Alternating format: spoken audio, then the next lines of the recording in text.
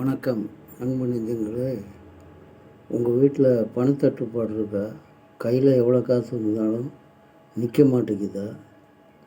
அதுக்கு காரணம் ஒரு சின்ன குறைபாடு வாசலில் இருக்கலாம். அதனால தான் இந்த மாதிரிலாம் ஆகுது. கவலையை விடுங்க, அதுக்கு ஒரு தீர்வு இருக்குது.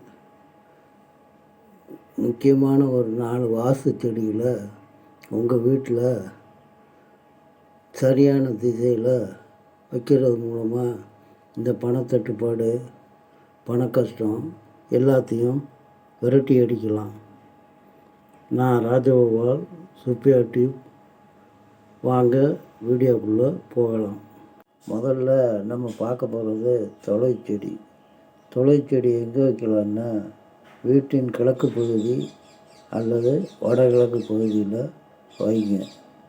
அப்படி வைக்கிறது மூலமாக வீட்டில் உள்ள எதிர்மறை ஆற்றல்லாம் ஒழிஞ்சு போயிடும். நல்ல காற்று நமக்கு கிடைக்கும், சுத்தமான காற்று கிடைக்கும். அதனால் துளை செடியை வீட்டின் கிழக்கு பகுதி அல்லது வடகிழக்கு பகுதியில் வைங்க. ரெண்டாவதாக நம்ம பார்க்க போகிறது மணி பிளான்ட். இந்த மணி பிளான்ட்டோட பச்சை இலைகள் வளர வளர வீட்டில் செல்வம் பெருகுங்கிறது ஒரு நம்பிக்கை. அது மட்டும் இல்லை, இந்த தென்கிழக்கு திசை விநாயகருக்கும் சுக்கிர பகவானுக்கும் உரிய திசை. அதனால் மணி பிளான்ட்டை தென்கிழக்கு மூலையில் வைங்க. எக்காரணம் கண்டும் வடகிழக்கில் இந்த துளசி இலை வைக்கிற திசையில் வைக்காதீங்க. வீட்டில் செல்வம் பெருகும் இப்படி வச்சா. மூணாவது நம்ம பார்க்க போகிறது மூங்கில் செடி.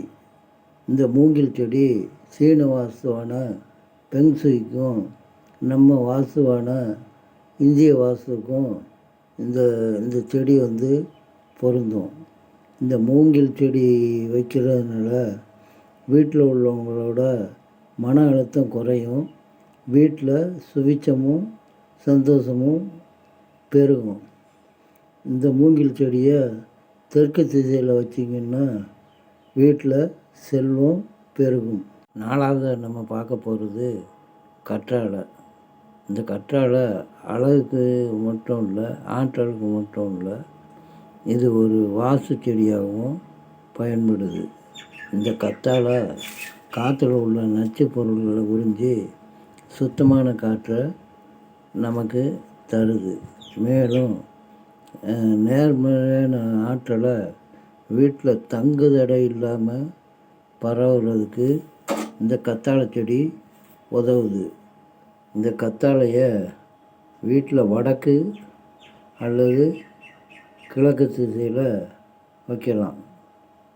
வச்சா வீட்டில் சந்தோஷமும் செல்வமும் அதிகமாக பரவும். இது நிறைய பேரோட அனுபவம்.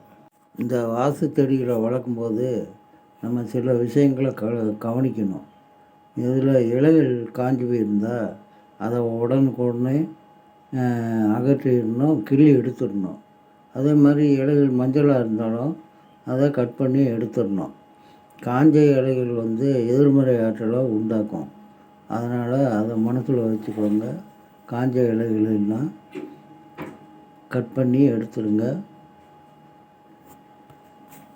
வாழ்வில் சுபிட்சம் பெறுங்க. நம்ம முன்னோர்கள் இயற்கையோடு இணைஞ்சு வாழ்ந்தாங்க. நம்ம வாழ்கிற வீடு வெறும் செங்கலும் சுண்ணாம்பும் சேர்ந்த ஒரு கட்டடம் இல்லை. நம்ம சுவாசிக்கும் சுவாசம், நம்ம வாழ்கிற வாழ்க்கை எல்லாமே அதில் இருக்குது. அதை உணர்த்துறதுக்காகத்தான் இப்படியெல்லாம் வாஸ்து செடிகளை வளர்க்கணுன்னு நம்ம முன்னோர்கள் சொல்லி வச்சுட்டு போயிருக்காங்க. அதனால் வீட்டில் இந்த மாதிரி வாஸ்து செடிகளை வச்சு பயன்பெறுங்க. நன்றி, வணக்கம்.